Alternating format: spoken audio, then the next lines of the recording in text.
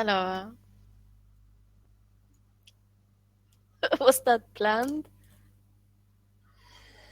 No, it wasn't planned. Of course it wasn't. What do you think of it? I could see what you were trying to do, but that doesn't work if you just do it like that. I thought it worked fine. What didn't work Of about course you did. Bro, if people didn't like it, doesn't mean it didn't work. Okay. It Well, would work. It would work better if people knew ahead of time what they were expected to talk about, because when it's done in a list like that, people lose the opportunity to listen what others have to say first to bounce it off that. Well, the point is, it was mostly a everyone power to speak. play. It was mostly a power play because I didn't like Patrick and Liz were bugging me. Basically, that's why they were. I'm not surprised. They were They were dual. They were dual sparking. They were dual sparking in an annoying fashion. Yeah, and you tried to annoy them in a different way first, and that didn't work. So you tried this. I mean, I found it unbearable sitting there listening to that shit. I could just come in here. I thought I'd save everybody. I'm not afraid to tell them what's going on. Of course not. I mean, it was awful. It was boring. Got pretty bad. Do you guys want to watch the new highlights video? Cool. Okay. It's edited. It's it's got a highlights title, so that means it's supposed to be highlights. All right, let's see. Get it.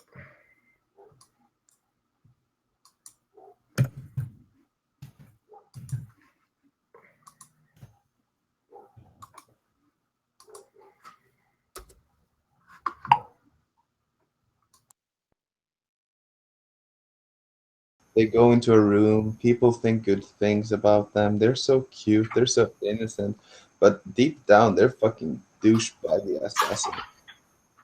Like, on the outside, they're so fluffy and cuddly, but inside, they're so fucking cold. The cold as ice. Yeah. And the covered as ice. It's definitely true. They're covered in ice? Okay, that's fair enough. I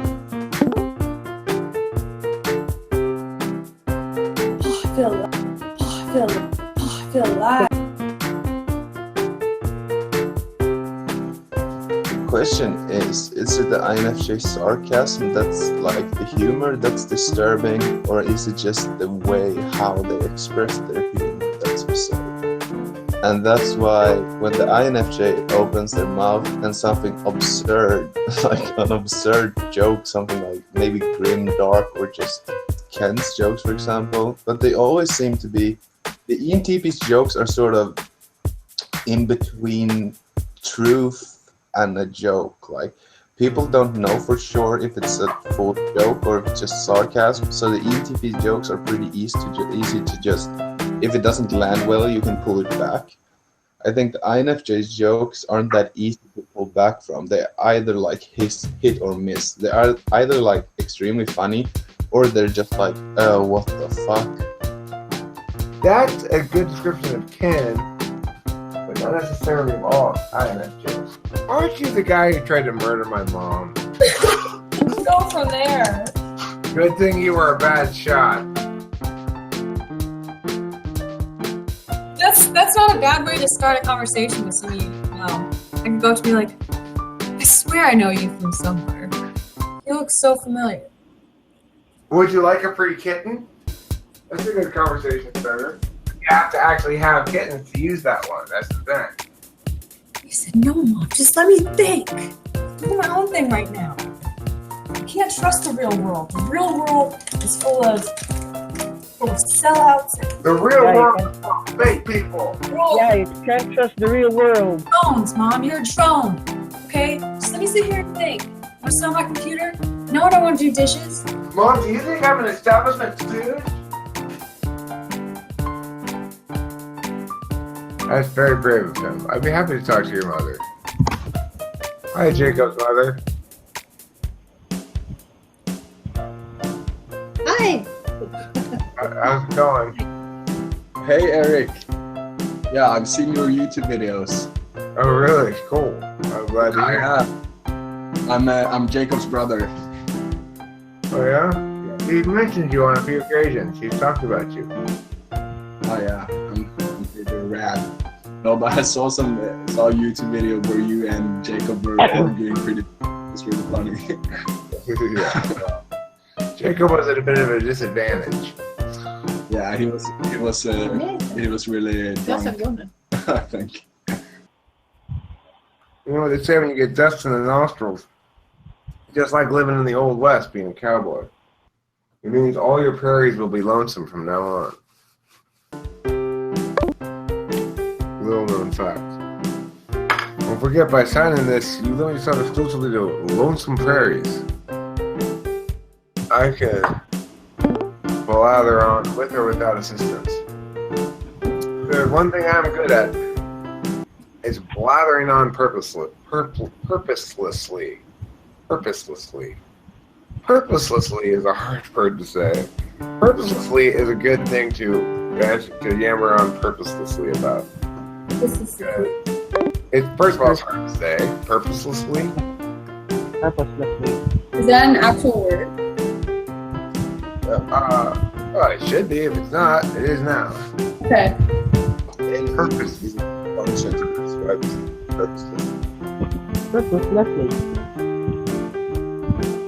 Purposelessly. Just think of it as like saying purposelessly. That's good. That's smart. Purposelessly. Purposelessly. It's also the word purposelessly. Now, if you do something purposelessly, obviously, you do it without any purposes. Look at the purpose. Why would you do that? Judy, you did not go swimming in the ocean purposelessly. So like without purpose or without purpose? Without purposes. That's not acceptable. That's a social faux pas of the highest order. You know that back in Elizabethan England, they'd make the blind orphans do all the porpoise counting. That's cool. I know. Because they couldn't see anything, so how are they going to count them? They had to count them with their feet. They count them. They go like this. 1 porpoise, 2 porpoise, 3 porpoise, 4 porpoise, hey! Like that. What if the porpoises are moving? Wow, that's why they only count dead porpoises. Oh, okay. Yeah. You know, That's a bit morbid. sometimes they, as a prank, they put a bear trap in place of one of the porpoises. Oh man, that's just cool. It was really mean.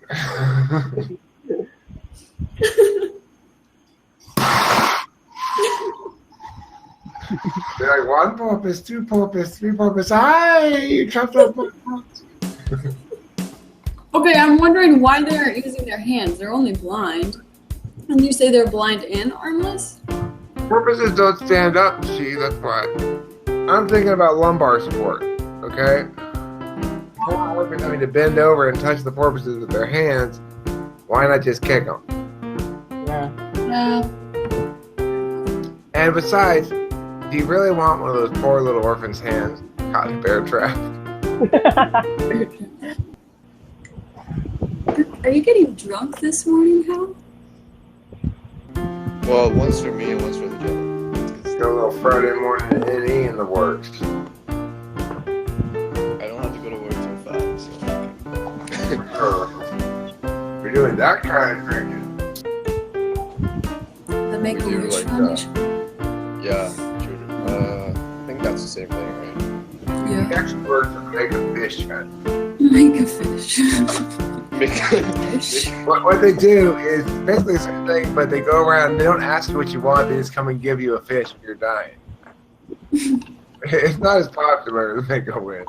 Obviously, when the 7-year-old cancer patient gets hit in the face with a dead fish, it's a little.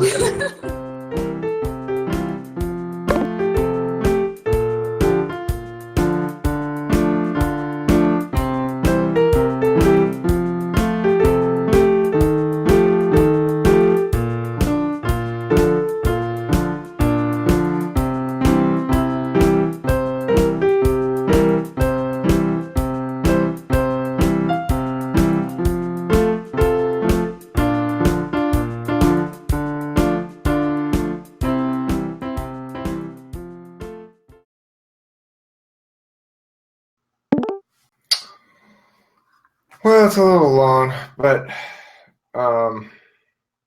you know, I make whatever it is I end up making. I can't really make decisions about shit like that. It just sort of comes out what it is. What are we watching next? That's the wrong thing, but Audra made a video. Let's watch it. What do you not like, Chloe? I want to know. Why? Because I'm curious. Obviously.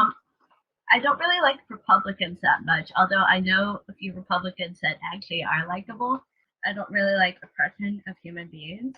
I don't really like ESTPs because they can be really rude and very pushy and kind of obnoxious.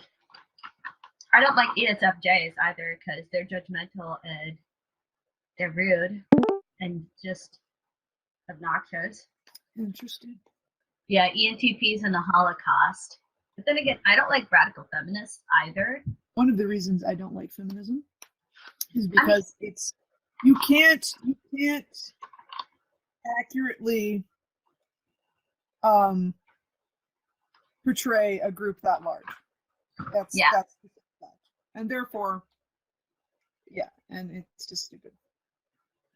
Well, I liked the original feminists such as Susan B. Anthony and Alice Paul because they fought for women's suffrage. And I mean, who doesn't? There was actually a legitimate change they were trying to make. There was like a thing. They're like, hey, we need this right the same as you.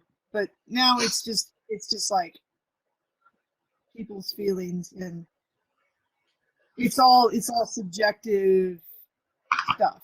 And like, I don't expect there to be any quotas in regards to this, but currently in the United States, like there is like little to no female representation. I mean, we barely have any representation here for the women in the country, and I don't know. That just kind of seems wrong since women happen to be what is citizens. the difference between how different is it really that different as human beings that you're like, what is it about a guy that can't represent?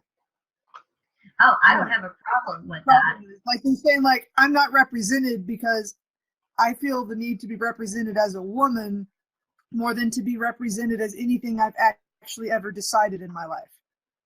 Oh, that's not the problem I have. The problem I have is that there are more men than women in Congress. And I mean, I don't mind being represented by a man, but at the same time, it's like, I just feel like there should be some equality there. And currently there isn't. You're trying to get equality of outcome. You're trying to say that the end result in some positions should be somehow measured out. Not exactly. I just feel like it should kind of be leveraged and somewhat have a balancing point. Because currently, like,